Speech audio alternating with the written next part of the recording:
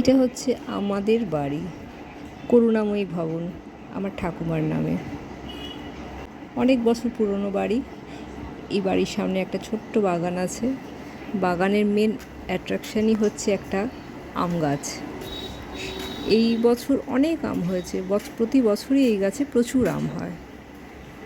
আর এই আম দিয়েই ঝাল আচার, বিভিন্ন আচার বানিয়ে খাই, আমের শরবত, অনেক কিছু বানাই। শুধু আম গাছই নেই, এর মধ্যে চাপা গাছ আছে, বেল গাছ আছে, নারকোল গাছও আছে। প্রতি বছর ডাব, নারকোল এগুলোও আমরা খেয়ে থাকি। আমার বাড়ি আমার শৈশবের বাসস্থান, আমার খুব আপনার, আমার খুব নিজের।